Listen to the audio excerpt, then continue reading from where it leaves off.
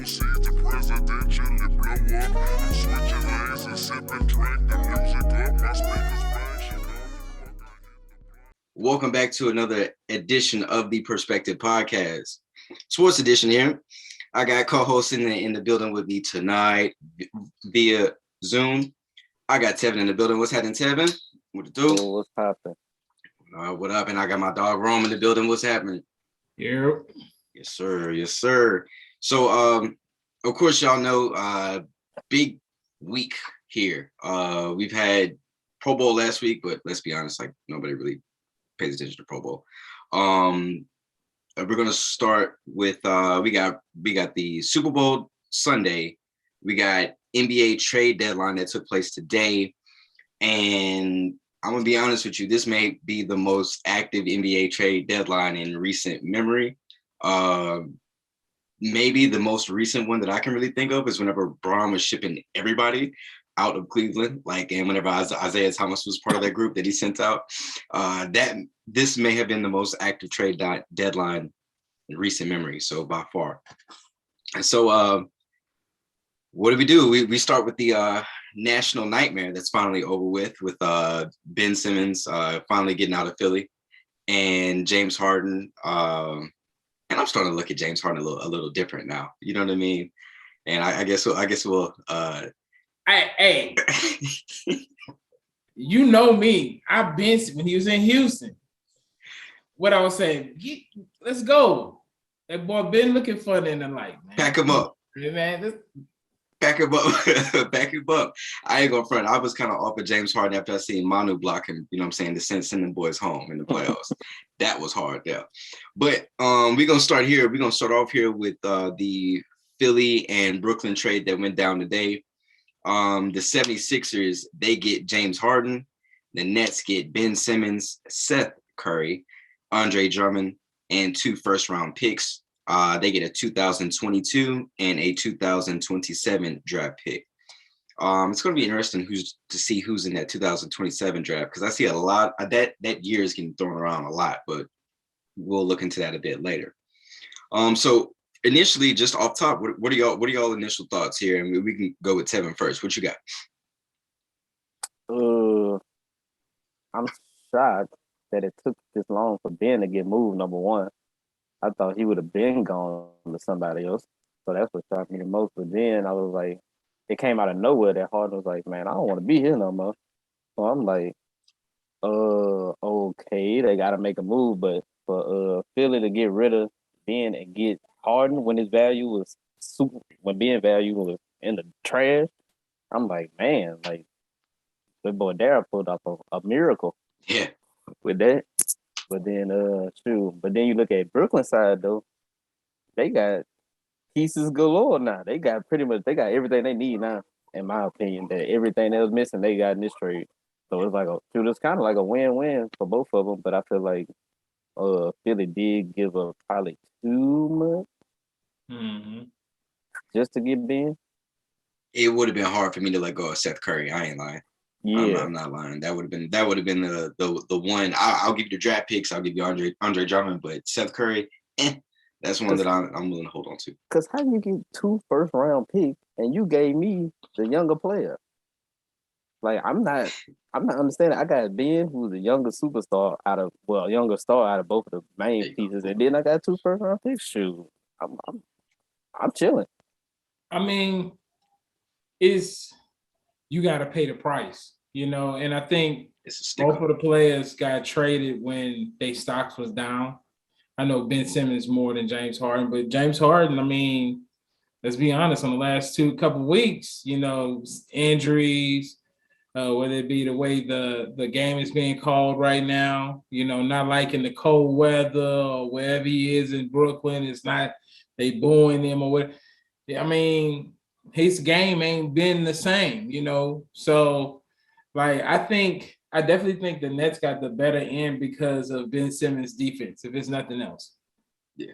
If that's any other strength that, he brings defense, it is almost like you're getting one good player in a body off the bench with Drummond, because you got a body off the bench with Drummond, and then you got a shooter, and a defensive player.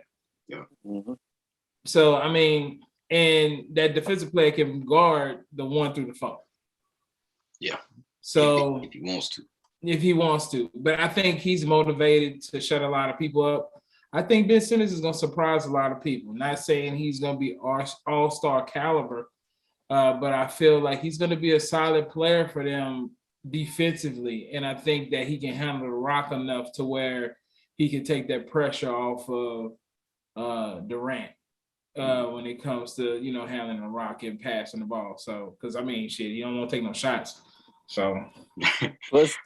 Plus he ain't the number 1, 2 option no more. He all the way He down. ain't even the number 3. You know what I'm saying? He 3 max. He max all that scoring pressure off of him. I think Cam is gonna get a lot of more playing time with Brooklyn. Curry, Patty Mills, and when Joe Harris come back, if he come back. And then you got part-time Kyrie. So like like I said, I think that's going to be able to hide him. I think it's going to be a better version of, you remember when they got Blake and people was like, Blake was washed. And then Blake started hooping. He was like, man, where is this coming from? I think it's going to be something like that for a little bit. I would have a chip on my shoulder if everybody say I'm trash. Like, you got to have some kind of pride. Yeah, you got to have pride. You know what I'm saying? You got to have pride. You know what I'm saying? And as a player, as a man, you know what I'm saying? Like, you got to have pride, like out there on the field of the court, whatever it is. And hopefully Ben Simmons, he's been working on his game somewhere, whether if it's just getting confident with taking elbow jumpers or just something, you know what I'm saying? Besides just diving to the paint, you know what I'm saying? Like, last time we saw you was, and the continued highlight is whenever he passed up on the wide open dunk, which is ironic. I saw Anthony kind of do something like that the other night against Giannis, but that's a whole nother story. But you know how I feel about Anthony. And hence, Anthony is icky. But as far as Ben, hopefully, you know what I'm saying, he comes back and he shows some type of improvement to his game. And as far as James Harden is concerned, the pick and roll that he's, and that seems to be James's only like game. It's either I'm gonna break you down off the dribble, or either I'm just gonna hit you with the pick and roll game. Him and Joel Embiid, what Joel is doing right now, he's MVP of the league at the very moment. He's out there. He is out there killing boys. He hit somebody on Phoenix with a move up there at the top of the three. And he broke down, then jammed it on boys. Like, he is playing out of his mind right now. So. I think Philly is still in a good space with Maxey and what's the other, this the dude with Tabo. Yeah, like, I think Philly is still in a good space. I think that James Harden is going to be a lot better. I think it's going to be very, very mirroring of his performance, like when he left Houston and got to the Nets and he had that renewed energy and just started hooping out the blue. I really think he's going to turn it up towards the end of the season. Now, how long it lasts, I'm not sure. Long as he keeps that mentality that I'm not number one in this Joel team, he's a great facilitator. He can pass the ball like it's nothing. Yeah. So, like, I think both of them, I think they're going to, I wouldn't be surprised if they made in the playoffs. Oh, like at the... I wouldn't be surprised. I just, because both the teams are really good teams now. Like with the injuries that the Nets had, it made sense to get them pieces. We need them pieces. Mm-hmm.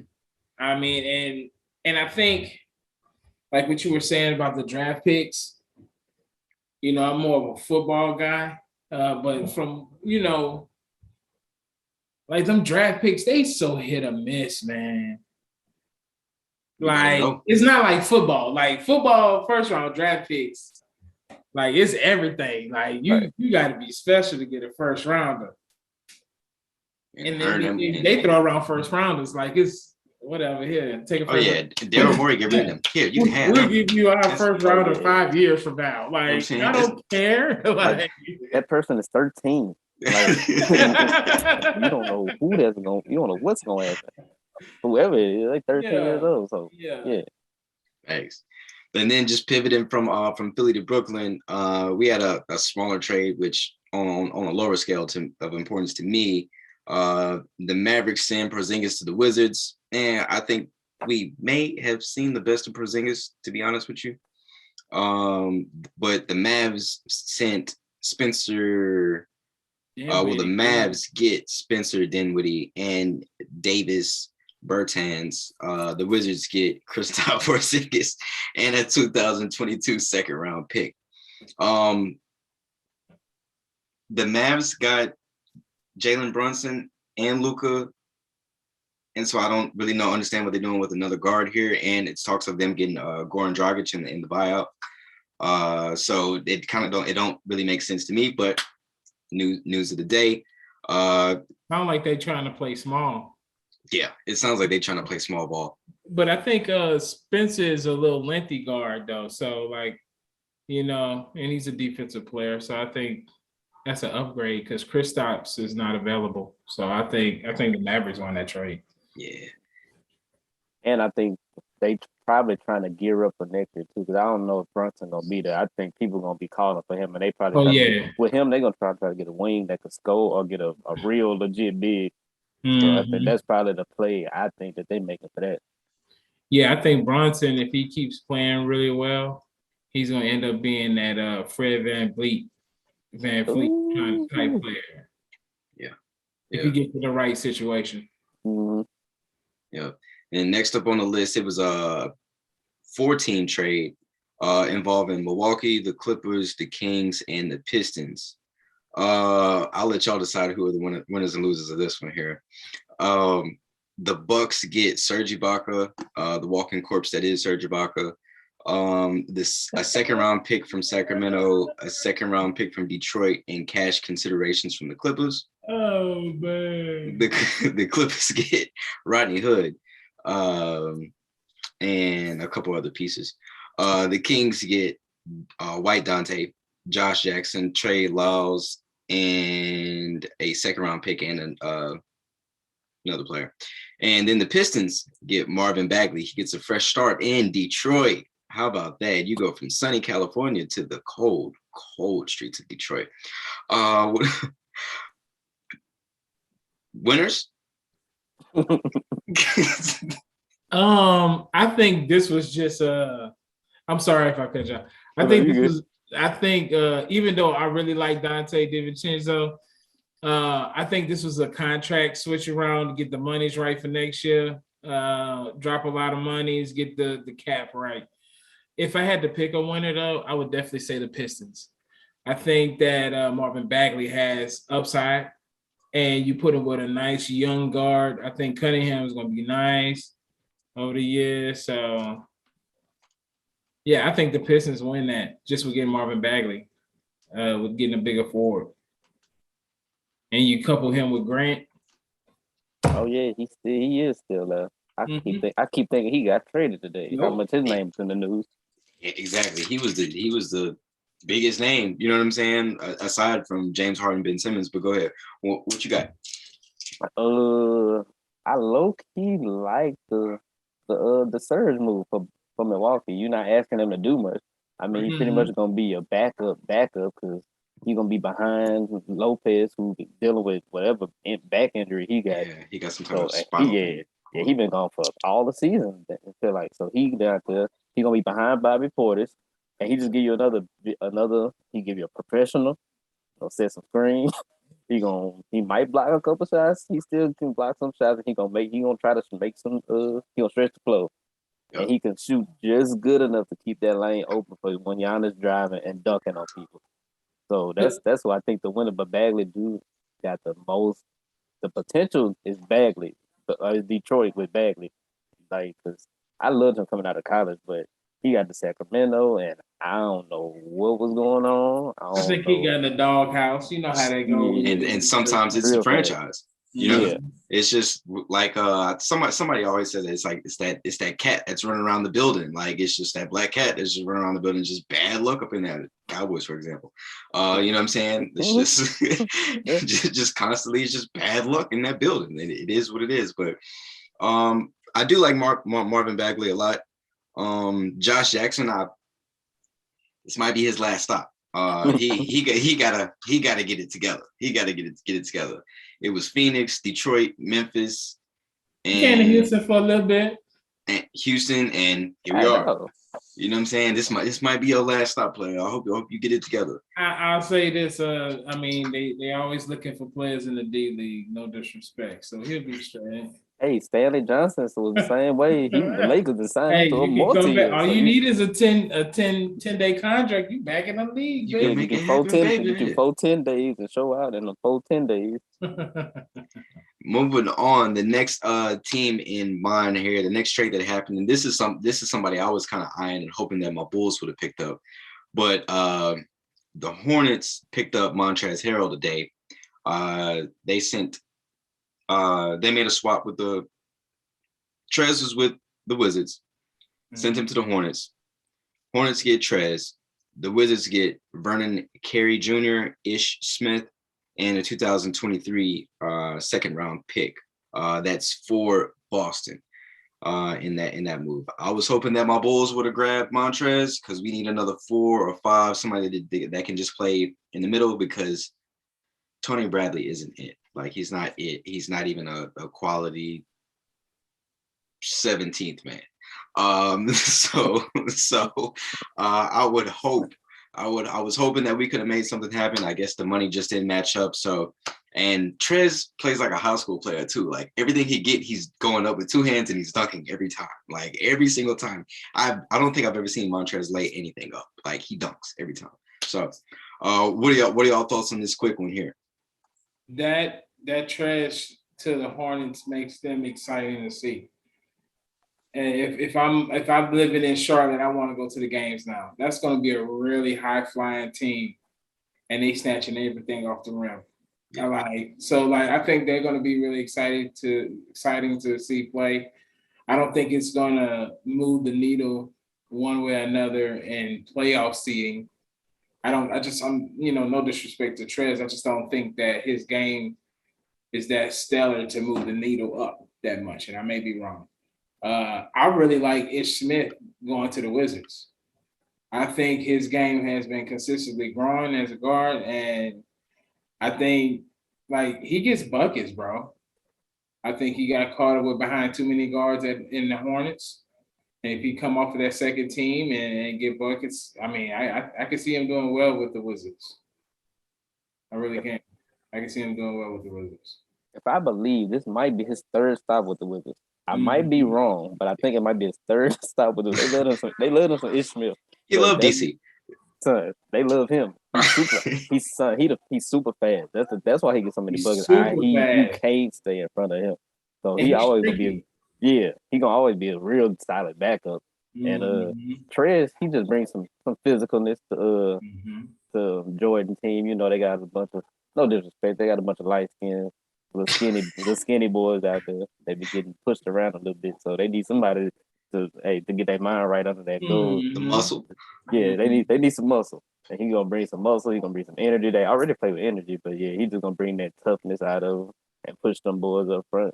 So he's gonna be, he ain't gonna be the reason why they probably get to the, like how you said, the next level or go deep in the playoff run, but he's just gonna bring a new element to the team that they could use and they need going forward. So I like it for him. Another piece. You know what I'm saying? That's just what it is. Tony Craig returns to the Suns. That's not really important. Exactly. What is important is the Suns pick up another guard in Aaron Holiday. They picked him up from the Wizards for cash considerations. That just bolsters depth. I think that's more so of the Chris Paul. You know, Chris Paul, he tends to have an injury at the worst possible time every single year. Insurance policy. That's exactly what it is. And that kind of says to me, either I rock with Alfred. Alfred went to UL, you know how it is. but Elfrid's not. He's not it. So I think he, kind of fills in with more so take that space, and we know campaign is campaign. So I think that's more of the bigger news that the Suns did for the day. Any thoughts on that one? Or keep it pushing. keep it moving. All right. Then Raptors sent Gordon Dragic to the Spurs, but they went ahead and bought him out today. The Raptors get Thaddeus Young and a 2022 second round pick. And also in return, the Spurs got Goran, of course, and a first round pick in 22's draft. I like Thaddeus. Thaddeus is he's always been consistent. Always been a consistent player. I think that's a leader in the locker room. There's a whole bunch of young boys up there in Toronto, aside from Fred Van, and that's my dog up there. He give boys buckets. But other than that, it don't move the needle for either team. You had a little defense, a little hustle on the backboard, something that you didn't have with Thaddeus. But like I said, you're right. I mean, if they get in the playoffs and they make a nice run, again, that's a good defensive player that can guard the perimeter. But I mean, that's a we'll see. Yeah. And then something that kind of surprised me here, it was a 3-team trade here that went down between the Jazz, the Blazers, and the Spurs. The Jazz got Nickeil Alexander-Walker and Juancho Herman. Him. That one right there, you know what I'm saying? They picked him up from the Spurs. The Blazers got Joe Ingles.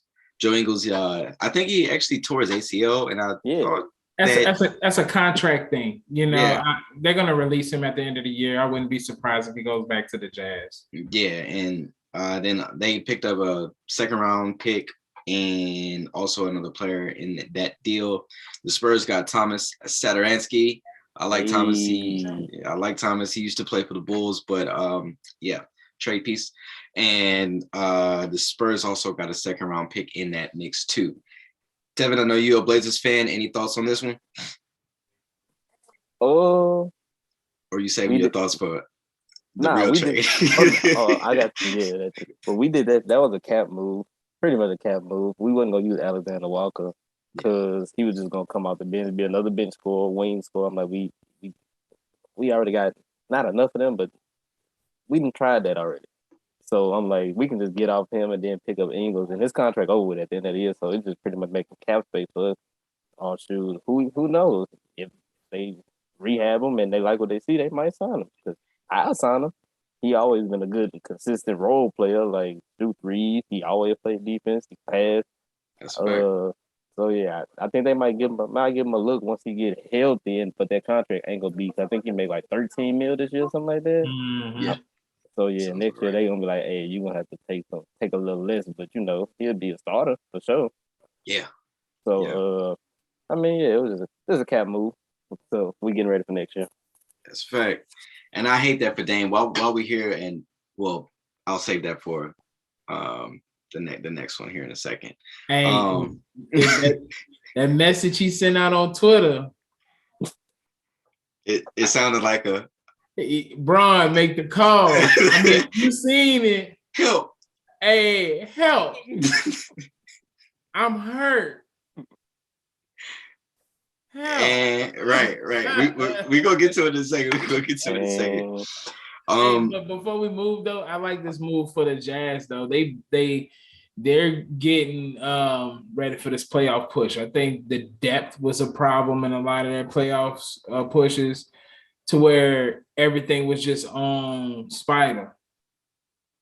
Now you just bring Alexander Walker in. He'll score. He can score. He's a wing, nice wing. Then you got Honcho, another big man, another body off of the bench. So I think that's a good win. That's a good win trade for the Jazz, bro. Thanks. Yeah.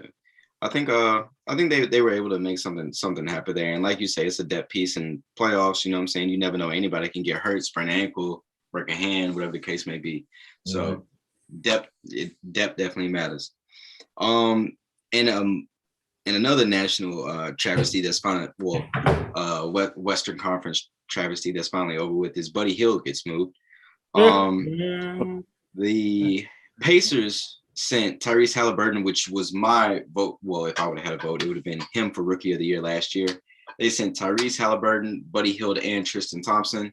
Tristan's been in the news for enough reasons, and so they finally got him out of Cali. So those three guys went to Indy, and the Kings got Domantas Sabonis, and I like Sabonis a lot.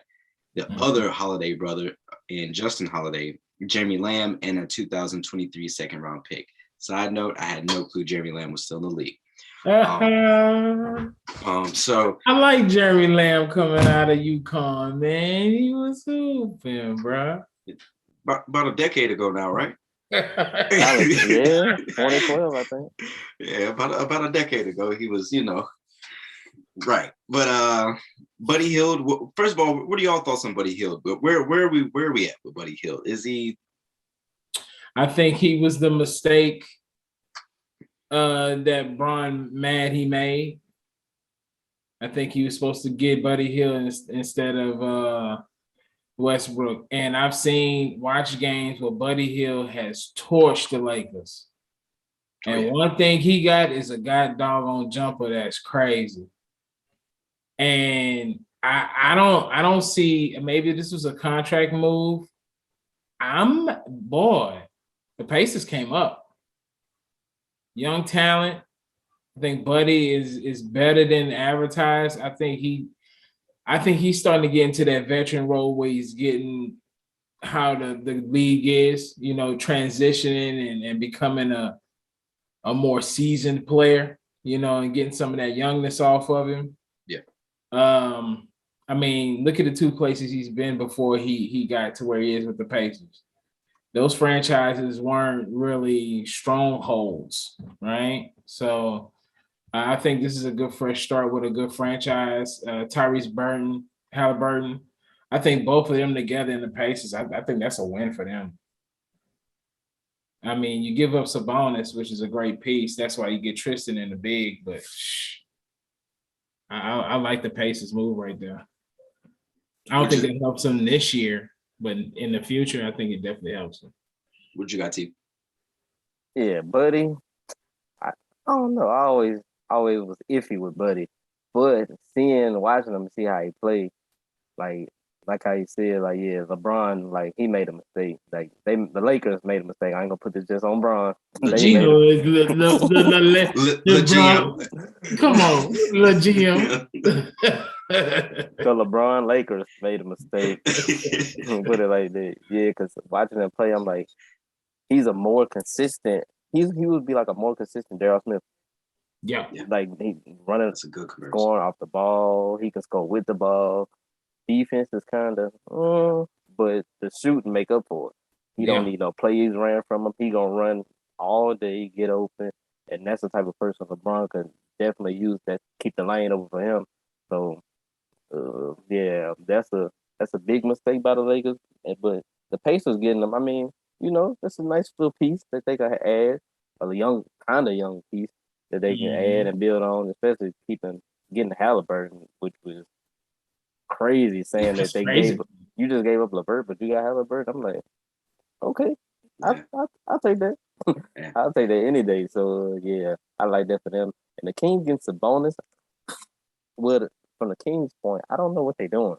Because at the beginning of the year, it was, hey, yeah, we get the damn Fox on the block. Y'all want him for Ben, blah, blah, blah. And now it's, Halliburton just gone. I'm like, wait, y'all drafted him to be the future. Now you're trading your future for you now, but now ain't good enough. At all. So what we doing? What's going on? But Sabonis, he one of the best bigs in the league as far as what he can do. Pass, shoot, score. Every level. Rebound. Yeah, he can do it all. Every level. At that four position. So that solidifies them at the four. But I'm like, I wouldn't have gave up Halliburton. I looked at his numbers and his stats and his efficiency and his turnover ratio. I'm like, bro, I'm like, that's something you can. I'm like, that's a great winning basketball. That's winning basketball. What he played. Yes, sir. Fox. I'm still like this on him. I don't know what he does. I don't know. Well. I'm not sold on Fox. Yeah, but Halliburton, I think you can win with him. So yeah. I think the Pacers came out best on that one. Yeah, Halliburton averaging what 14, 4, and 7 right now. 7 to 6, and maybe like 2 turnovers. 2 turnovers, like that's a 3-and-D guy. 3-and-D guy. You just can't find those, and you got that organically in the draft. So that was a 12th pick of the first round. Like I think it's something more to that. I think it's some that you don't give that up like that. Not for Sabonis. And that's my thing. Like I would have stuck with Halliburton over Swiper. You know what I'm saying? Because at the end of the day, like Swiper's 4 or 5 years in the league, maybe 3, 4, and he's somewhere in between that 3 to 5 years in the league at this point. He with Lonzo. However long Lonzo been in the league, he with Lonzo. Yeah, he's definitely in that class. Because you're right. I remember that I was at the NCAA. It was the Final Four when he put them clamps on. Yeah. We broke the clamps out for that one. Yeah. But yeah, and now I remember just like you said, they had Fox on the trading block for Ben Simmons. Then they backed out of that. Then they were like, hey, we're gonna try and make sure Swiper and Halliburton play together, and we're gonna ride it out with them two. Then you backdoor and you get rid of the better of the two. And it's like you say, the Kings is just a dumpster fire, and it's been a dumpster fire for a decade plus now. Yeah, ever since the Maloof sold that team, that franchise has been in a. Send them to Seattle. Yeah, they got a brand new building. They ain't going nowhere. Oh, they're not. Oh, they do. Yeah, they got a brand new arena. Brand new facilities. Yeah, this their second year. Yeah, because KJ Kevin Johnson. He really for that. I'll tell you who is the team that's getting ready to move, and I think we know. New Orleans. There you go. Because that Smoothie King endorsement expires in 2024, and they number 1 pick with the most hype since Kevin Durant hasn't played at all. Yeah. The New Orleans is about to pack it up. They either going to Vegas or to Seattle. Either one. It has. I mean, I definitely can see the Vegas move, but because of sports betting and they about to overload Vegas with something. Even if they gotta create a team for Vegas, Vegas is gonna get a team. Yes, sir. But Seattle fan base is so faithful. They deserve one. They deserve one, and it's like it's guaranteed money. It's guaranteed, like they're gonna show out. Yeah. So if they show out, like they 3 teams right now. They top 3 teams is what? A soccer team, the Seahawks, and the Storm. No, the Mariners. I would say the Mariners a little bit higher. Over the Storm? Nah, they put the Storm. Oh no, the Storm been winning chips. I'm tripping with Super and them. Yeah. My apologies, WNBA. But yeah. So again, they need an NBA team. So yeah. So, but yeah, it's unfortunate. I think we see the writing on the wall, being just having roots in Louisiana. But yeah, overall, getting back to the Pacers and the Kings, I think the Pacers definitely do win that trade. And here we go, T. I'm gonna go ahead and set this one up for you, and we gonna ISO and let you have this one. So the Trailblazers send CJ McCollum to New Orleans Pelicans. The Pelicans get CJ McCollum, Larry Nance Jr., who was announced today that he has to have knee surgery. Tony Snell, they get that. The Blazers in return get Josh Hart. We talked about Nickel Alexander Walker. He got moved already. Thomas Satoransky got moved already. Didi, and y'all get a handful of picks. 2022 first round pick, 2026 second round, 2026 second round pick, 2028 2027 second round pick. And in parentheses, it says whichever is better between teams for those last two. Yeah, like, what? So I'm gonna go ahead and back out, and you got this one.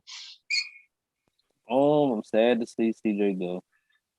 He was like he wasn't he was never the problem, but with him and Dame, that was too little in that backcourt, and they was never gonna get over the hump because they kind of played the same. So one of them had to go, and they chose CJ. I just hated Betty. The best thing we got for him was a protected pick next year, because all them other players ain't gonna be on the team next year. Josh Hart not gonna be there. The other two already gone, and Didi, I don't even know who he is. So man, we in full rebuild, but it had to happen. But they doing this to rebuild around Dame. The idea is we gonna get some of these free agents next year, and Dame is gonna be happy and satisfied, and he's not gonna request a trade. He's not gonna play with LeBron like how he wants to so bad. So hopefully we can get. I know they're gonna look at Bradley Beal. That's probably their number one priority. And then I would say number two is AD. I would say he might be their second priority because Nurkic not coming. Like I was talking about earlier, Nurkic not coming back, and that's another like $15 to $20 million free right there. They're gonna have so much money to play with that they just gonna try to build a free agent star roster next season and hopefully try to compete while Dame's still kind of young. So yeah, this season we just gonna play it out, try to get the highest pick we can get, you know what I'm saying? And pray that two of these free agents please just sign with us, because I'm tired of the Robert Covingtons, I'm tired of the Larry Nance Jr. We just got him this year and he already gone, so you saw what he didn't do. Zach Collins still isn't on the floor. He gone. Remember we gave him to San Antonio? Still ain't played yet. But oh wow. Yeah. I'm tired of somebody. Tony Snell. I don't know why we signed him. I'm glad we. He averaged 1 point a game. I can do that, right? I guarantee you. If I was an NBA player, I'm guarantee you I can get one. Give me his minutes. I know I can average one. I'm gonna make going in, baby. Them free throws. I'm gonna make 1 3. I'm gonna make 1 3 every 3 games. I'm gonna average 1 point. I guarantee you that. Mm-hmm. But yeah, we starting over, but it's looking up. We got Anthony. He's showing out. He might be a trade piece, or he might be a backup point guard. Simmons, right? Yeah. He ball. He definitely ball. Ball. So yeah, we getting ready, man. We getting ready for this offseason. Yeah, I'm optimistic a little bit. Can I say something? Mm-hmm. Yeah. My brother Tevin. You sound like me, man. It's okay. Man, that shit is over. Dame is gone. My nigga, this is full rebuild mode. Nigga, they got rid of everybody that's possibly good. You think Dame gonna sit there for 3 years to hope y'all get y'all shit together? Didn't we say earlier in the podcast what he said? Braun, make the call. And the only reason why I say that, because I was the same guy in Houston. Man, we got James. We just need to get some free agents to come to Houston and we can build around James. Ain't nobody coming to Houston. Which is crazy. Ain't nobody coming to Portland. You been to Portland before? It's a lovely city. Ain't nothing to do in Portland. They got the Nike factory, though. We not out there. Grass clean or the air clean or something like that. Hey, you get all the seasons. Quality. It's good. It's quality. It's legal. All that. Nigga not going to Portland, bro. It's tough. And you know that. And deep down, when the last time a big time free agent, the last big time free agent y'all got to sign in Portland was goddamn Scottie Pippen. That is right. Oh my God. I'm just saying. That's kind of really, I just want you, because I rock with you. I don't want you uphill. Also, you don't want to have false hope. That's all. I'm just saying. I hope the best. Pain. But this look like we got a new coach, new front office. We about to start from scratch. You know what I think the play was? This is what I wanted to happen. As soon as Ben was like, I don't want to come back, I was like, just go ahead, send Dame, swap them to Dame for Ben, straight up. Just do it. Let us start all over with somebody young and with potential, and just start over like that. If we gonna rebuild like that, but if they go this way and Dame leave, then I don't know what I'm gonna do. Yeah. I just don't see him wasting those years like that. He's too big of a talent. Well, he already wasted the last 2 years. Well, this year for sure. He could have went somewhere this year, but he wasted this one. So, question: what season would you have preferred for the Blazers to break it up? that darn, what year was it there? Terry Stotts, we lost to somebody we wasn't supposed to lose to. The year we lost to the Pelicans. The Pelicans, I was about to say, that was like 17-18 season, right? No, not the Pelicans. I would have broken up the year after we got to the conference final. That was the max. Yeah. Bubble. That was the ceiling. The bubble year after the bubble year? Nah, dude, I think it was before the bubble. Because the bubble year, they had a good little run. But we lost first round to LeBron. Y'all did. It was the year before that. Yeah, we got. They won the championship though. But I get it.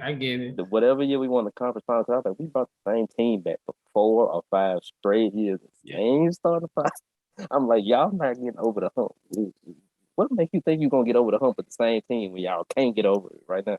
But I would have broke the whole team up back then. CJ would have been gone then, honestly, and I would try to get a bigger guard or a real big man. And I would have started over then that year after they conference because it was fool's gold. That's what happened. That just bought Terry Stotts 2 more years. That was just smoke and mirrors. I was like, this team ain't that good. They just making shots at the right time. I'm telling you. They hot. They just a hot team right now.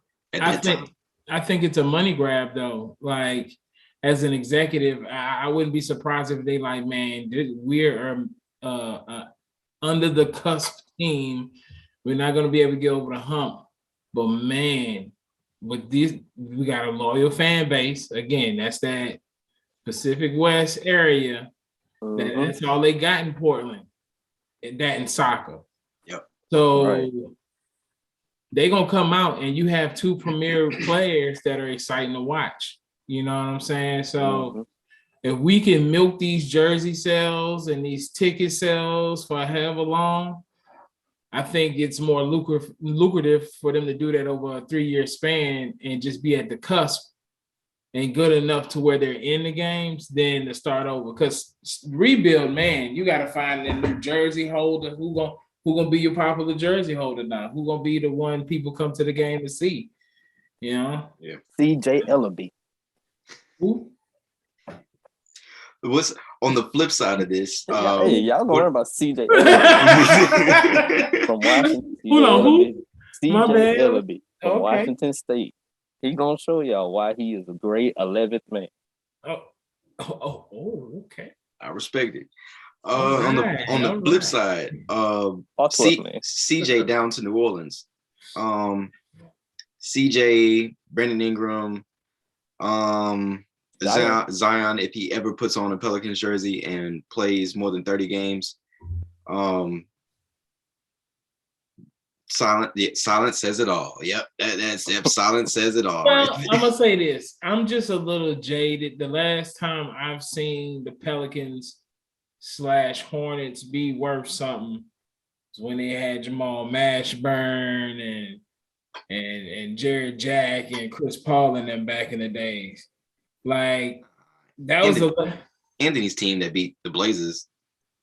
That was a fun team. It was a fun team, but I'm talking about a team to be worried about. Nobody wasn't worried about them, man.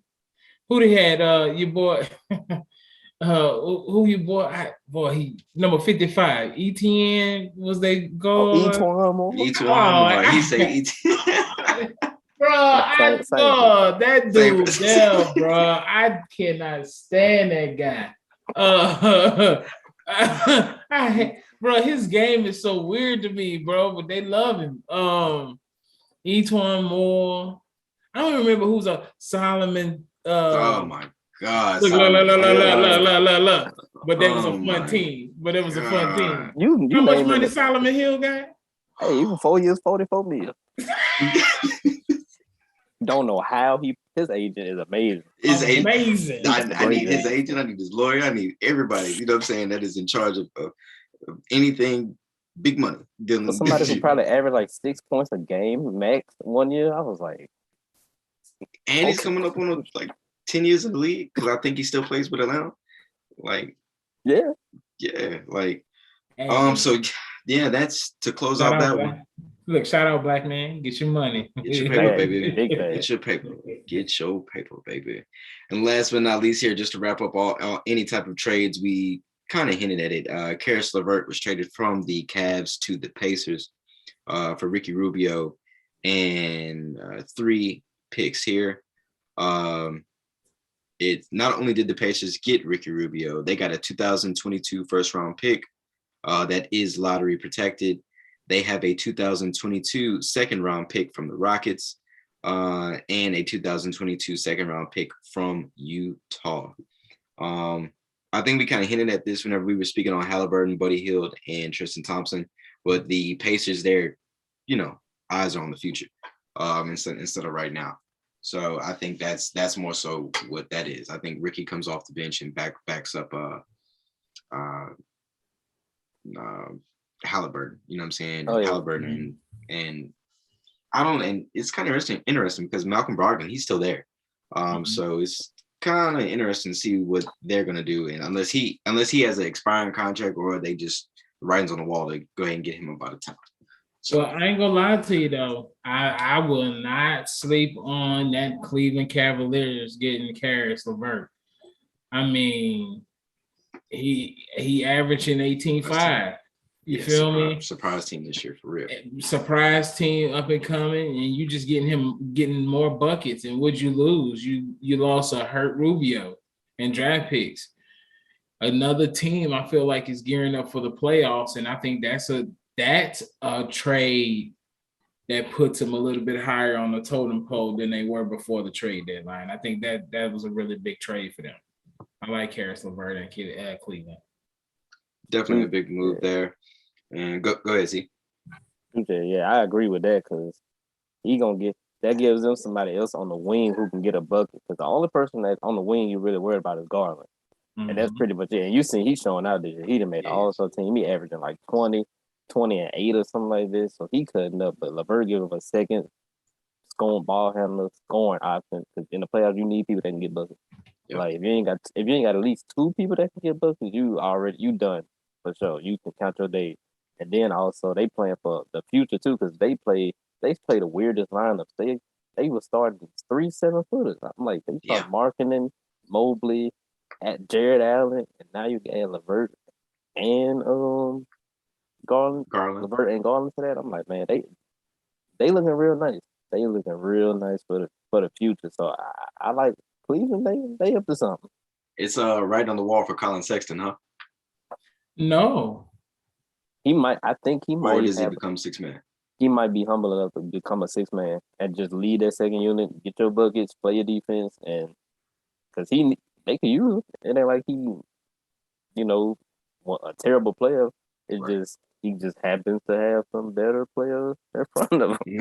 Yeah, that's just the situation. And just to kind of wrap up, just all those trades there. So all those trades there that went down. Some teams that stayed in place. My Bulls, we stayed in place. We didn't make any kind of moves. I think that our front office just believes in our structure as is. Like me and T, we were talking about it earlier. Everything is 4 to 6 weeks with us. Lonzo Ball, 4 to 6 weeks. Derrick Jones Jr., 4 to 6 weeks. When Zach got hurt, it was initially 4 to 6 weeks. But the injury wasn't as bad. Alex Caruso broke his wrist, 4 to 6 weeks. So it's pieces. So we ended up staying packed. I think that's good for y'all too. Yeah, I think it's a building step, and we're definitely in the moving in the right direction. Mm-hmm. Allow some of those younger players off the bench get some time. Ayo. You Yeah. You know, my boy Kobe over there. I rock with Kobe over there. So it's like, I think y'all gonna be nice. Y'all gonna be scary in the playoffs this year. I think I want to be honest with you. I think we if we draw lucky, then we'll get to the Eastern Conference Finals, and then that's it. But I definitely see us making it to the second round here and making, you know, a 6-game series in the second round, and that's just what it's going to be. It was a lot of, I guess it's a lot of hoopla. I guess is the right word around Julius Randle and the Knicks. Evidently it's this year in New York. It's not last year in New York. The Knicks caught a lot of people by surprise last year. This year, they're kind of like still staying in place. So like they've reverted back to who they are. The Knicks are the Knicks. And there was talk about Julius Randle getting moved maybe to Sacramento, but that fell through. And also Jeremy Grant, that was another big one. That was another big name that was just in a whole lot of conversation, but once again, nothing happened there. And I read in a few places that Detroit wanted 2 first-round picks for Jeremy Grant. And yeah, he ain't that. No, he ain't that. Like you're not that guy. You're not that guy. and last but not least, in regards to the Lakers and the GM, no move at all. Do we want to expound on the Lakers, or do we want to go ahead and call it even? I think LeBron. I don't know, bro. It's gonna be tough, like, cause it's kind of late in the year to be pulling it together, getting chemistry, like, you know. And I think we already discussed that the only chemistry that's gonna fix it is that boy coming off the bench.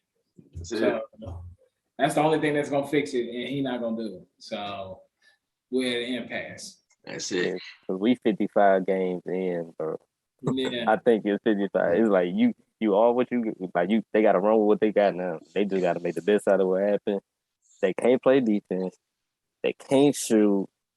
They can't shoot free throws. They turn the ball over way too much. They can't rebound. I'm like, they just got so many problems. And LeBron ain't young enough to overcome all your sorriness, all your mistakes. he can't do it no more. And Frankie V, I don't know what to say about him, because they have used 28 different starting lineups. That don't even make I can't even comprehend. Yeah, how you use that many different lineups, and then I think that this is what happened with the Lakers. This is my quick opinion. They went to the season thinking, oh, we got Russ, LeBron, AD. We just gonna go out there and hoop and be better than everybody. They didn't think about chemistry or none of that. They went off name and rep alone, and they added more names and more rep, and they was like, we just gonna go hoop and we gonna win. They ain't got no offensive system. They ain't got no defensive system. They just out there. And now they see that not putting in no work in all season. Now they stuck with a $44 million a year Russell Westbrook, turning the ball over and breaking every shot. Doesn't it seem like every year we hear a team say they stuck with a big Russell Westbrook contract?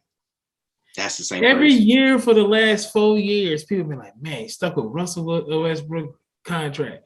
It was with the Rockets, his contract was crazy. With Washington, OKC, like, you gotta look in the mirror. And you know what I'm saying? The Lakers' youngest players off the top of my head: Stanley Johnson, Malik Monk, Kendrick Nunn, who is THT. What's the other white guy? Reeves. I like young Reeves. And Kendrick Nunn, who doesn't even dress out. So and then, I don't get that. Then when he come back, that's another person you got to try to figure in. That's another person you got to try to fit in with Trevor Ariza and Carmelo and Dwight and DeAndre, and man, shout out Rich Paul. They place too many players. They just got some. The list I can make about they problems is too long. I ain't gonna lie to you. I think they have the pieces. I I don't want to make it about Russell Westbrook and say it's just all his fault. Definitely. But man, they really, because Malik Monk is giving them the play that they need. Yeah. He's a starting. He can run it. Yeah. You making it happen. And you bring with a healthy Melo who's shooting lights out. He still can shoot the ball really, really well, and he's really bought into that second team mentality coming off the bench and being that spark, which I think has elevated his game to let him just shine, and then he finished the game. So I don't know. I'm holding on because I guess I'm a LeBron dude. I want the chemistry to get right because nobody want to see. Come on, it's LeBron. We want to see the playoffs with LeBron. You know what I'm saying? So, Right. But that's the only way it works. That's the only way it works. He got to come off the bench, bro. And so, as currently constructed here, as we wrap up NBA talk here, as currently at this moment, what is today? February 10th. The trade deadline, the top 10 teams in the East go: the Miami Heat, the Milwaukee Bucks, the Chicago Bulls, Cleveland Cavs, 76ers, the Raptors, the Celtics, and the Nets are currently sitting at 8. 9 is the Hornets, 10 is the Hawks. Y'all see any kind of movement there? And anything kind of shaking up? Anything? Any pieces moving around? Any teams drop low, move? I think the Celtics go up a little bit since they got Derek White. I like him. Yeah. I think he could run a team, but he just happened to be playing by Murray, who's just a better point guard. But I think White good enough to run a team, and that can get, if they start him, which I hope they do, that'll give them some better point guard play since they got Schroeder up out of there.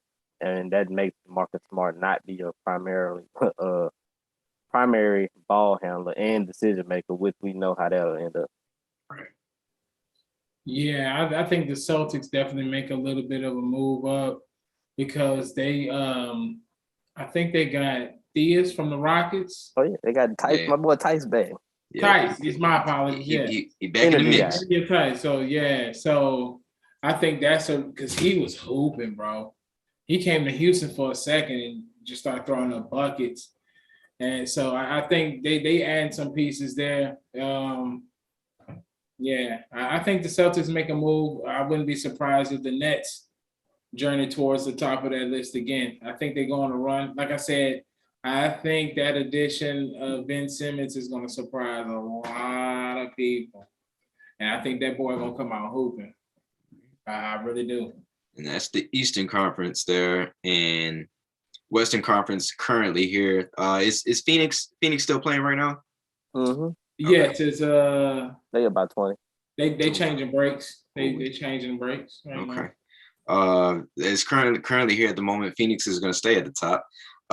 So Phoenix at number 1, the Warriors number 2, the Grizzlies number 3, the Jazz number 4, Mavs 5, Nuggets 6, Wolves 7, Clippers 8, Lakers 9, Pelicans 10.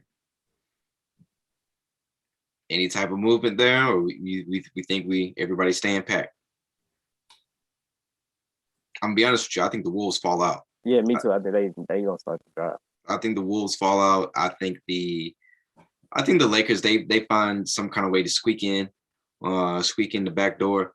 They'll definitely be in the play-in situation. I don't see them higher than 6. You know what I'm saying? Barring any type of injury from one of those teams up there at the top. I'll tell you one thing. My favorite at this moment is still the Warriors. Yeah. I like the Warriors, but don't sleep on the Clippers. I'm not a Clippers fan. Hey. Fully. I don't want to hear it. You can look around and you know how much, even going back to when they choked against the Rockets in the playoff, when it was in that game, it was up by 30 and Josh Smith went and killed them. They choke us, but they got a really good coach over there. Agreed. They add Powell, and they add the other wing, Covington. Oh, I knew you was about to say that. Hey, That look. Trust me, I've watched Robert Covington for the last 3 years. Listen. When 3 he years was of my in life. Houston, he was productive. That was 5-6 years ago. That was about 6-7 years ago. He ain't that same dude that was in He's Houston. not that guy. The Minnesota Houston Robert Covington. I don't know what happened. I mean, the Philadelphia. I feel like you Robert talking Covington. from I your don't know. fan heart right now. You're a little hurt the way he was No. hooping. Sensitive. I saw his points for. Listen, you know what that is though? Yeah, I go back to my original point. Nobody want to play in Portland. Who wants to go hoop in Portland? They don't want to hoop with Robert Covington. I don't. How do you play more minutes each year, but your points drop each year? I'm like, what are you doing on the basketball court for your points to go down every year, but your minutes go up? He's a non. I don't know. But I just still never believe in what that team is, the Clippers. I just never believe in them because I'll never. But I think they move up in the standings. They're not gonna do nothing in the playoffs. I think they're gonna jump up though. I just think that because I like Bobby. He hope. Yeah, Bobby Jackson? Not Bobby Jackson. Reggie. Reggie Jackson.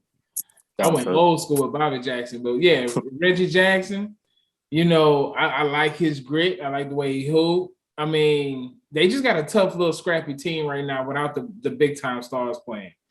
I respect that. I think, you know, sometimes playoff P can get in the way, you know. And I don't think he's suiting up.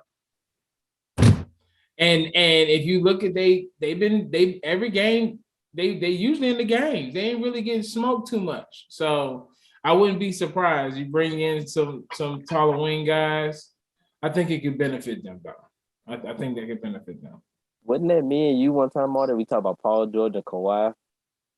I think we was like they don't really fit because they play in the same spots. Like they need to be in the exact same spots on the court. And I'm like, y'all, that make them clash kind of on offense. Like they both they operate in the same area.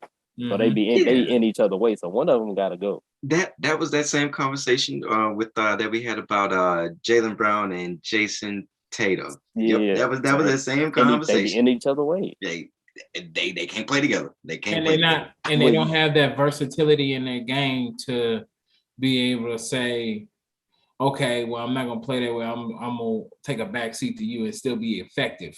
I think Tatum and Brown probably do because they're younger, and Tatum got a decent post-up game. Kawhi got a decent one too. I think you can make it work, but for the most part, they both always operate in the same spot. So it's always gonna mess up their teams until something changes. So yeah. All right, and so that is NBA talk here. That is the front half of this pod here. Backside of this pod here. Ooh, Super Bowl. I don't think anybody had the Bengals on their bingo card. You know what I'm saying? Getting to the Super Bowl this year. And not this year. Maybe 3 years down the line, maybe 4 years down the line, but this year, no, not this year. So we got the Cincinnati Bengals and the Los Angeles Rams. The Rams have a home game, literally, as this Super Bowl is taking place at brand new SoFi Stadium out in Inglewood. Super team, that's the Rams. The young team versus the Bengals. I'll kind of sit back here, and we know the Rams got here. I'll just kind of lay it out here. The Rams got here. They went through Tampa. They went through the Niners, and because they had the first round bye. Am I correct? Mm-mm. Not the Rams. The Rams had Arizona. Yep. They terrorized Arizona, if I'm not mistaken. Yeah. That was the Monday night wild card game. That's what that was. Mm-hmm.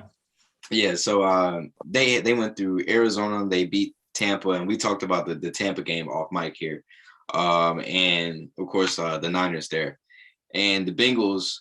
I'm still trying to figure out how you get sacked 9 times in a game or 10 times in a game, and you still win that game. Outside Joe. He didn't turn it over. He didn't fumble. No turnover. Out of all that, right? So and then they went into Arrowhead. They beat the Chiefs. I love it.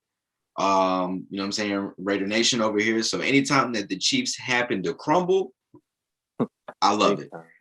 Me and Rome, we were on the text line going back and forth. This was as the Chiefs were down there in the red zone, and I think this was the end of regulation, if I remember correctly. And Roman sent me a text message, right? And he was like, "Yo," like he was like, "What?" He was like, "Bruh," and I said, "Bruh," I say, "Patrick Mahomes is doing way too much. He's doing way too much back there." The very next play, that's whenever he got strip sacked. The very next play, he was doing too much back there. So the Chiefs, they got there. They lost to the Bengals. The Bengals beat the Chiefs. The Bengals beat my Raiders in the first round. Pain, but I'm glad that we got there. That whistle, man. Yeah, that whistle. It is what it is. We took the L. I'm just happy we got into the playoffs. It's been a terrible decade and a half for us. So I'm just happy to be where we are. So I'll go ahead and back out here for a second, and Rome, I'll let you kick this one off here. How you feeling? Bengals. How you feel about this Bengals team so far, and tell me how you feel about the Rams team. It's both teams, I feel like, have really, really huge upsides. So that's why it's so hard to pick one over the other, you know. The biggest benefit that the Bengals have, they have continuity with a lot of players coming from LSU. And a lot of them boys coming from LSU don't know losing. So that mentality, that losing mentality, they don't have that. And they do have the mentality that they're supposed to win. And that's the good thing about being ignorant to the fact that it's hard to get to the Super Bowl. And when you young like that and you winning, like, you don't have that fear. So I think their nucleus, it makes them a tough out. Their defense is solid, really, really good defensive line. I love Trey on their defensive line. He's a monster. Their interior defensive line is going to make it hard for Stafford to really sit back there in that empty backfield and get loose. So I think they have some holes in their secondary, of course. They can make it tough. But, I mean, all around, the Bengals are a scary team because the ball just falling right for them. Yep. And sometimes you can't fight that. Like, you can't fight that the ball is just rolling my way. So the Bengals are scary in that sense. The Rams, everything is just lining up perfect. This is storybook, movie type. Like, everything is aligning perfect for them. They have the veterans, people who've been there before. You got people that's hungry for a ring. You got some veterans that's really hungry for a ring. And you can't gauge that. Like, you got Odell, who's looking for redemption. You got Donald. He looking like a monster in the middle, which is going to cause havoc for Joe Burrow. He thought he got sacked 9 times. And of course, Von Miller, who done been there before. So that's my sleeper for MVP is Aaron Donald. Yeah, I can definitely see that. So I just think if I don't think pressure is an issue for Joe Burrow, surprisingly, but if Stafford can handle the pressure, it's gonna make it tough on the Bengals. I definitely think that. Yeah. What you got, T? Yeah, like, both teams' offenses can be so explosive so fast. So that's the thing that I'm like, that's making me hard to pick. I'm like, man, who you side with? You side with Cup and Odell, and what's the side with Van? Higbee might play, or do you side with Boyd and Chase and Higgins and Mixon? Like, that's a tough tough thing to choose from. And then the quarterback, Joe, just playing so confident right now. It's Yeah, ridiculous. Like, he playing with all the confidence in the world. He playing like I'm supposed to be here. that's the word, And confidence. right, and Matt Stafford, he's been shaky a little bit, but when it's time to make a play, he's been making his plays. So honestly, all the pressure is really on the Rams. Because they the veteran team. They the team that's kind of not supposed to be here. But if you look at it, how they constructed their team, they were one of the favorites to get here. And now that they're here at home, pretty much now it's time to perform. And I really feel that this game gonna come down to that offensive line of the Bengals and that D line of the Rams. If they don't get Burrow that time, they probably gonna take it home. But if Joe get enough time to throw them receivers and Mixon start getting in the passing game and start weaving in and out, it's gonna be tough for them to lose. But yeah, all of the pressure pretty much on Stafford because this, like you said, like this might be some of their last time to get here. Stafford older, Odell, he not old, but he's been in the league a little while. Donald been in the league a little while. Ramsey been in the league a little while. So they got a state and brought a safety out of retirement to come start. Like, what's going on? Yeah, I'm like, so what's going on? This is like their last time. The Bengals pretty much playing like, if we win, if we want to win, and that's what we going to do. But somehow, if they lose, they're like, okay, well, this is just really a building block. Like, we already surpassed the expectations. We building. Like, the only way we can go up from here is up the Rams. Like, this could be it for us. So we got to go all out. So I'm ready. Yeah. Sunday is definitely going to be interesting because it's I would say the Rams are more of like the balanced team because they have a really good offense and they have a really good defense, and the Bengals, they're really just known for it's offense. The league is going more so towards offense.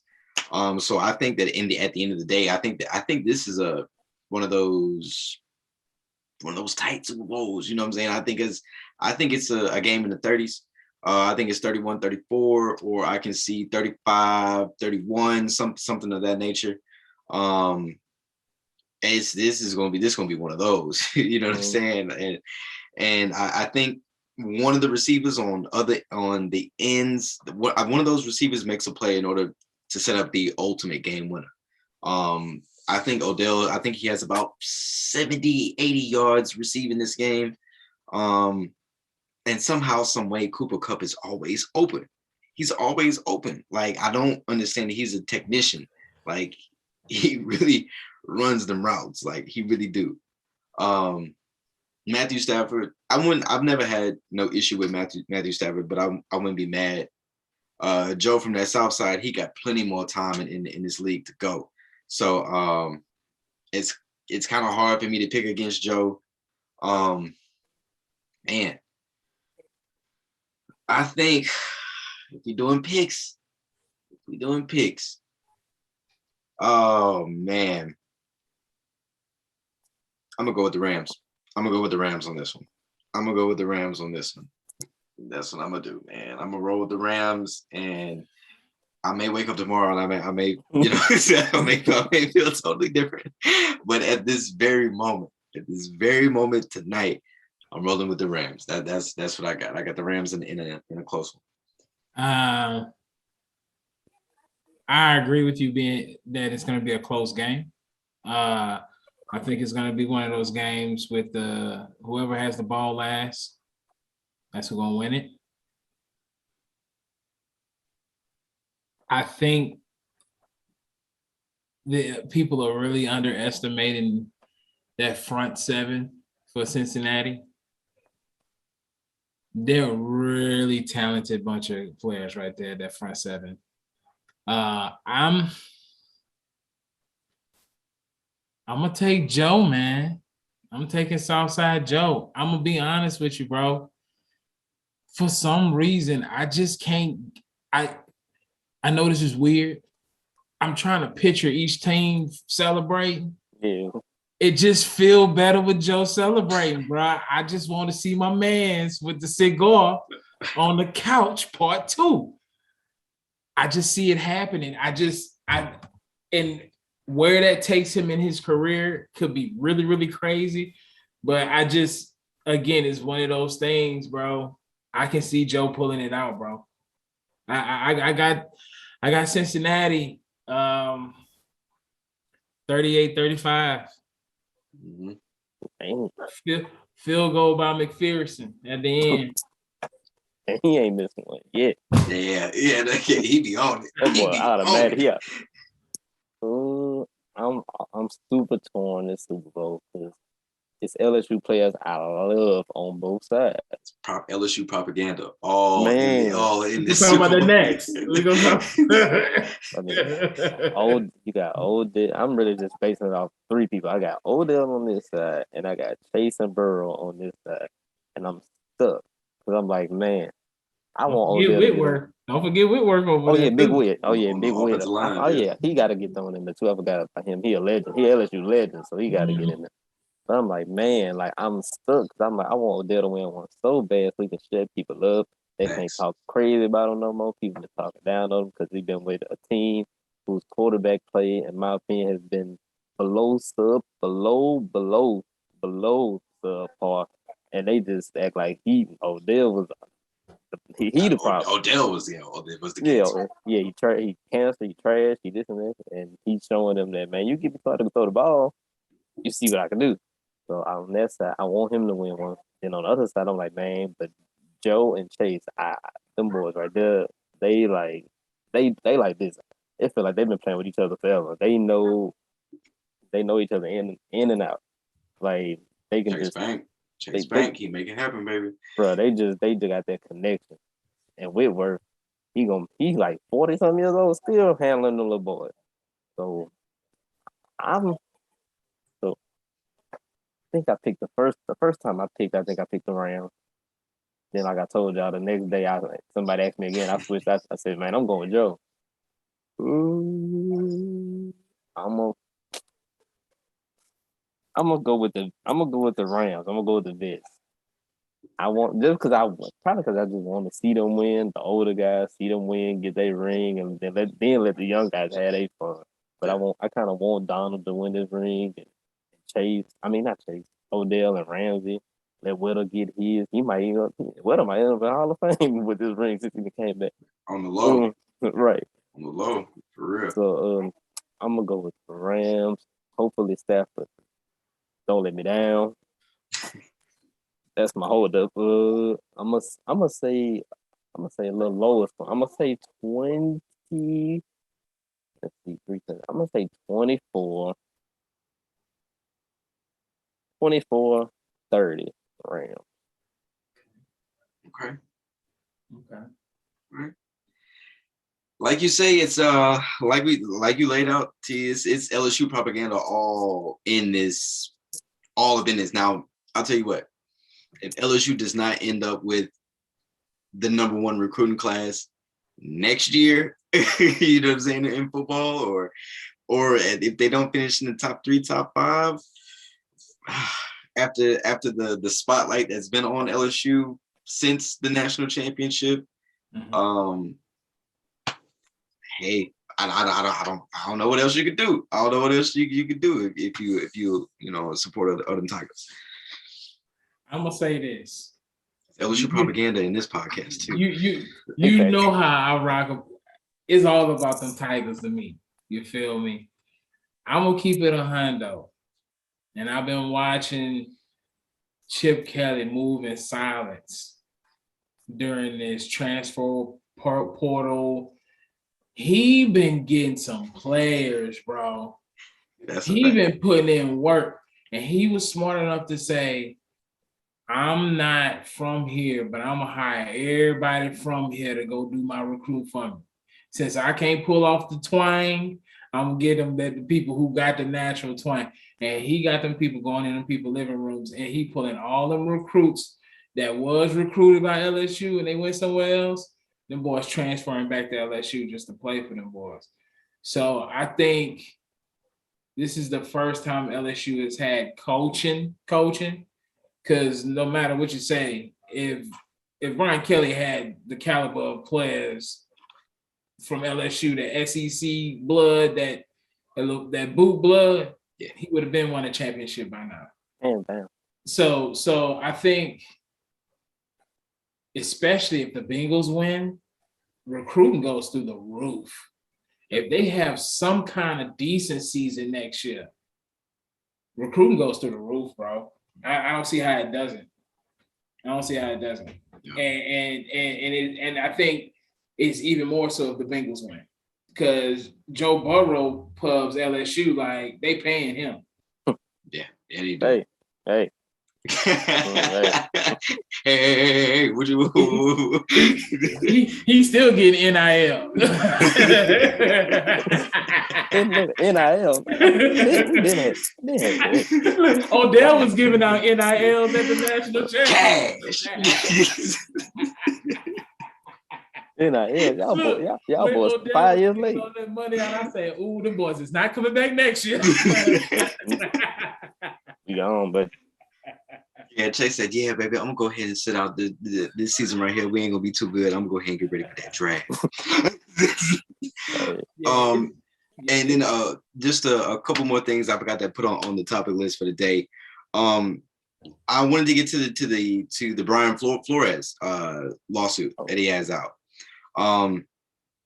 I believe it's a civil suit, if I'm correct. I'm doing this off the top of my head here with this part, but it's definitely a lawsuit against the NFL and certain teams. It may be the NFL as an organization and then those individual teams as well.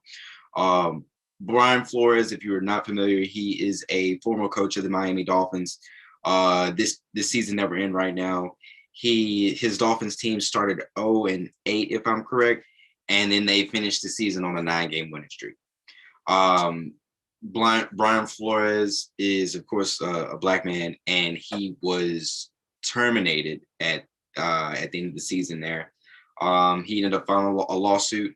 He ended up having some statements that said that the owner of the Miami Dolphins was paying him so much money to lose per game. And it's the meat of the lawsuit is the fact that black coaches are not being hired in the league. A black coach in particular that definitely should have a job, in my opinion, is Jim Caldwell. You sit there and you take the Detroit Lions to the playoffs. Yes, they may have lost some of those games or whatever the case may be, those playoff games, but you had that franchise as a respectable franchise in his tenure there with the Detroit Lions. Other coaches, and you, Tevin, you a Steelers fan, you know what I'm saying? You got Steelers ties, you know what I'm saying? Like Mike Tomlin, at the time the lawsuit was filed, Mike Tomlin was the only black coach. And aside from Bill Belichick, he is the most winning coach. As that is an active coach. And I don't think that the Steelers have had a losing season in his 15, 16 years there. So I just wanted to lay it out, and I just wanted to hear y'all thoughts about the Flores lawsuit. And T, you can go ahead and kick this one off. I mean, it's the end of the day, it's embarrassing. It's low key. It's honest. It's just, I put it like, it's disrespectful. It makes zero sense that out of 70% of your players are black, but only one coach out of all the head coaches black. That's disrespectful. That's just showing me that they don't believe that a black man can lead a team. They don't see them as leaders. They see them as people who, like, they'll get a defensive coordinator job though, easy. They see them as people that install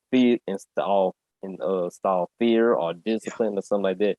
They see them as kind of like the mean guy or whatever. They don't see them as one who can control a situation, who can think strategically, who can game plan, who can motivate the right guys, if that makes sense. And it's sad to see that, like, as a black coach, you have to go above and beyond what some of the other race of coaches have to go through. A black coach, he go 9-7, he can be kicked out the league.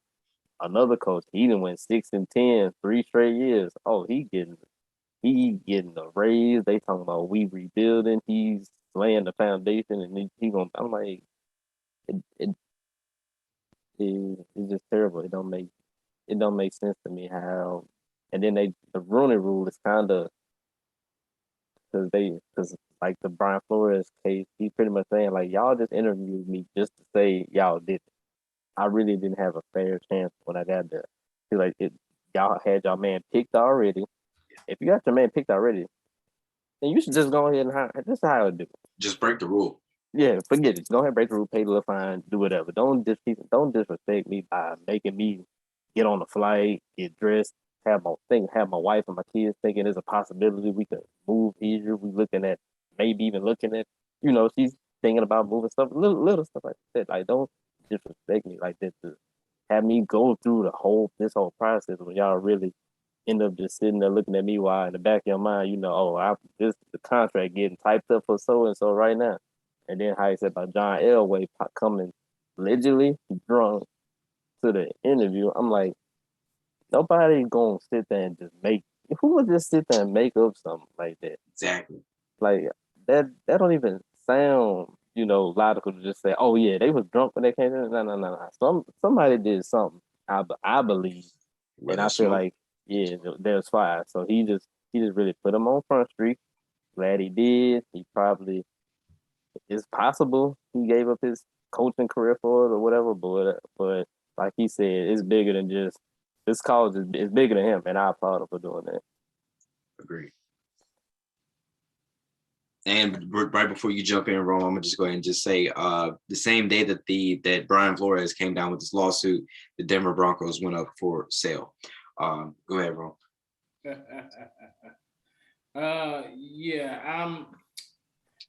This whole situation kind of, to me, mirrors back when the whole stigma of the black quarterback, they look at us a certain way. They don't think us as thinkers, They use that term athletic, he's an athletic quarterback, And then when they talk about the white counterparts, they say, oh, he reads the defense. He has a good mind for the game. So it's those key terms they use. I think it kind of mirrors the coaching. Like, oh, he can motivate the team, but, we want somebody to handle the day-to-day things, the inner workings of the team and really run it as a business. So, and it makes you feel like on a mental level, just touching back what Tevin was saying is like my white counterparts can think a little bit better than my black counterparts. But yet, no, on the last year's Super Bowl team, all of their assistant coaches were black. Everybody. So we're good enough to put you in a position for you to succeed, just like Tony Dungy did for Gruden. But if you catch lightning and you win the Super Bowl, hey, cool. Or you have to be above and beyond better than everybody else, like Tomlin, and not it would be asinine to fire Tomlin. Yeah. So it's tough. I think what Flores did is necessary. I think that, he almost kind of fell on his sword. I wouldn't be surprised if he is coaching again, simply because the NFL doesn't want to look a certain way. And they want to protect the shield. So right now they're in a kind of like putting out fires kind of mode to where we can't be looked at like this, especially from what Goodell was saying at the press conference. I believe it was today or yesterday when they were talking, like they trying to put out fires and say, hey, we trying to do everything to fix this. A PR crisis. Huh? It's a PR crisis. Yeah, that's what I was looking for. It's definitely a PR crisis. So they're trying to do everything, and they're that's why you got the hirings of Lovie Smith, excuse me. That, no disrespect to Lovie Smith, but State base. He went first on a lot of people's radar. He went at the top of a lot of people's radar. He wasn't even on their list until the back end of their interview process. And the Houston Texans speaking of dumpster fires, you can add them, put them right next to the Kings. Right. And just organizations that are on fire.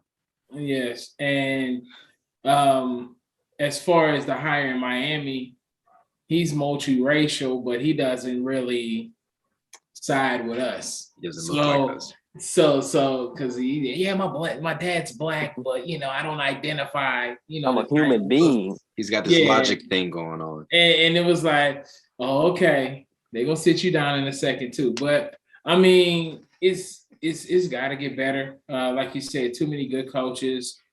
Steve Wilkes, he got 1 year.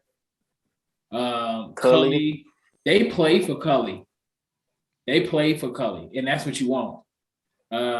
Hugh Jackson was fired. I know it was the Browns, but Hugh Jackson was fired by the quarterback. You know what I'm saying? So it's just like you need these opportunities and really true opportunities. Don't wait till the organization is a dumpster fire and give me the keys. And I just want to add another name in that mix, Marvin Lewis. Let's act like Marvin Lewis didn't have successful teams in Cincinnati with Carson Palmer and after Carson Palmer.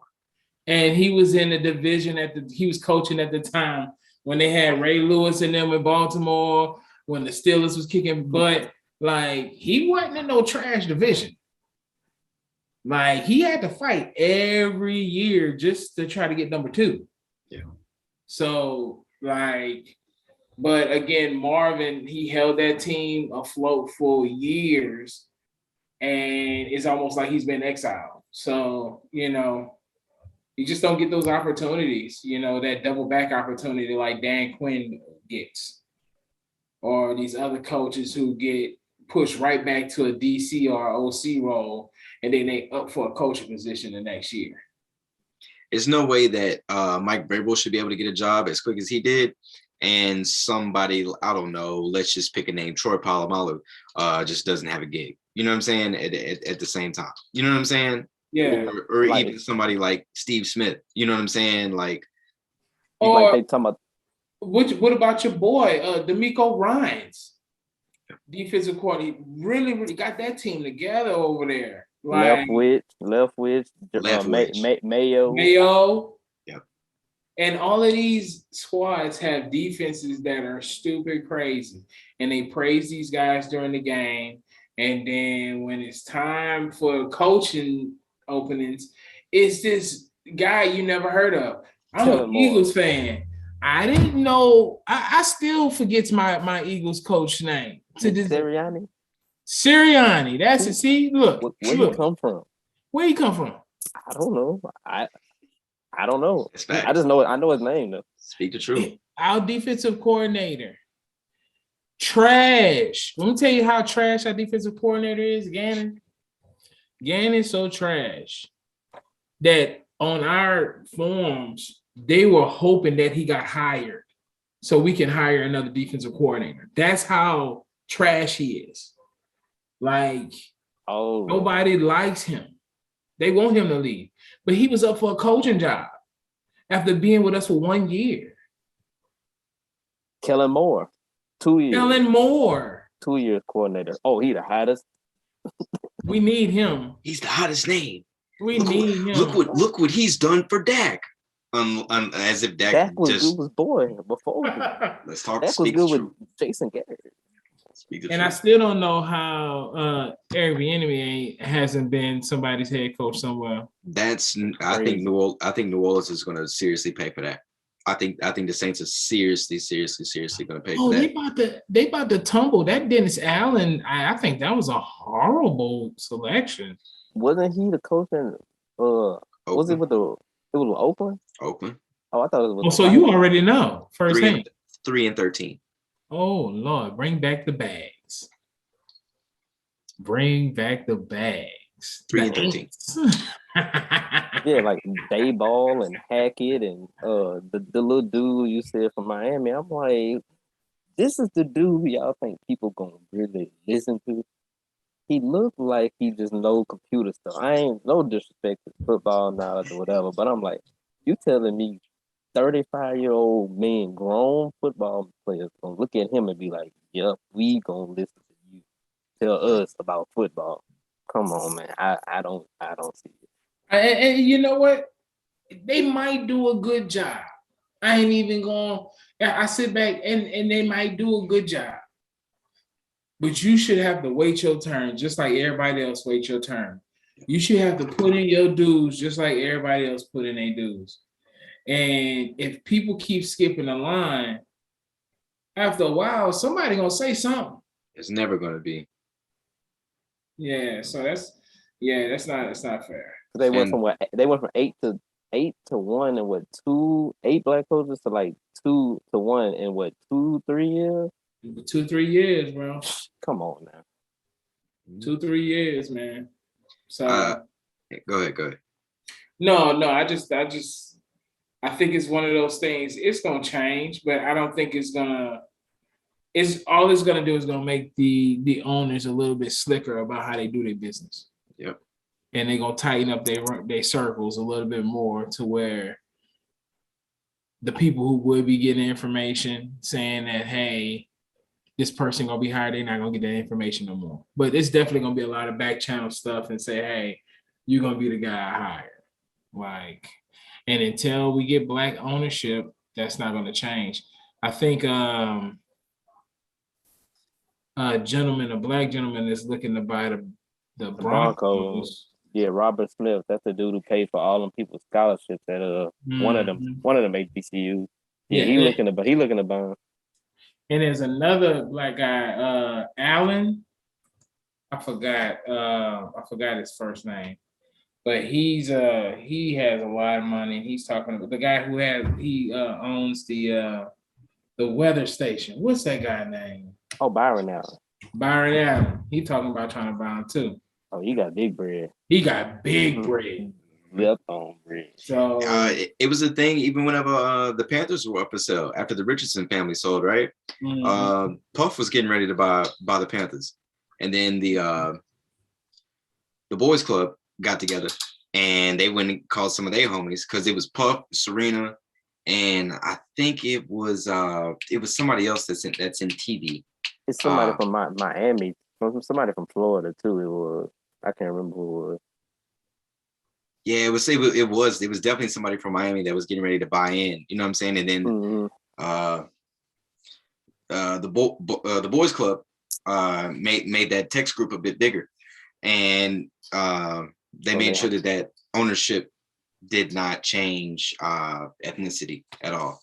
And so it's a sad case, and I think both of y'all spoke perfectly to this situation in the Brian Flores case. And then just kind of as we were podding here as well, I did see that Andre Johnson and Devin Hester were snubs for the Hall of Fame this year. They did not make it. Neither one of them made it. Wow. I mean, I'm only mad about one of them. That's my hot take. I'm not really tripping on Devin Hester. I'm gonna keep it 100. Oh dang! Yeah. I thought it was opposite. I'm tripping on. I'm tripping on Hester. I'm the opposite. Yeah. Okay. Well, let's talk about it right quick. So, Andre Johnson put up monster numbers.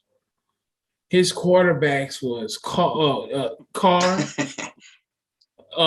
Schwab, David Carr, the wrong Carr, Schwab.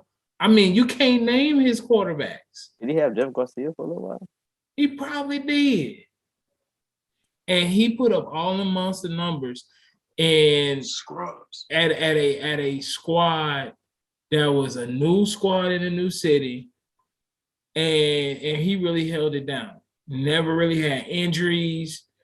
Never really was troublesome in the media. None of that.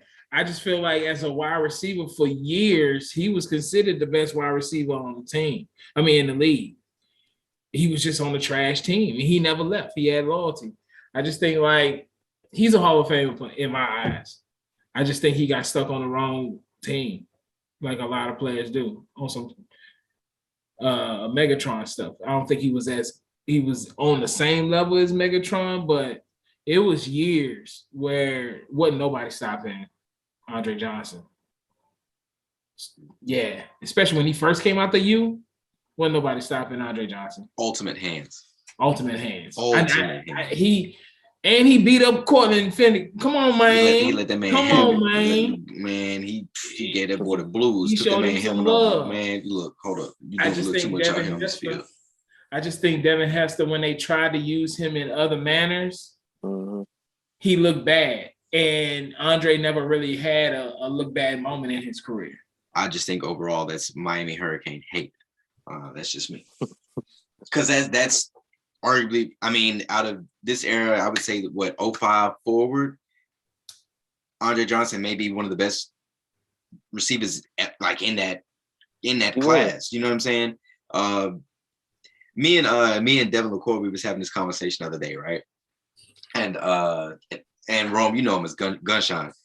And we sitting there talking, and somebody said this on Devin's timeline. They was like, hey, man, they said somebody was a top 5 receiver of all time, and it was just so wrong. It was just blatantly wrong. It was like asinine, right? Then we just got to naming off wide receivers, and at the top of everybody's list that we called, Andre Johnson was first on that list.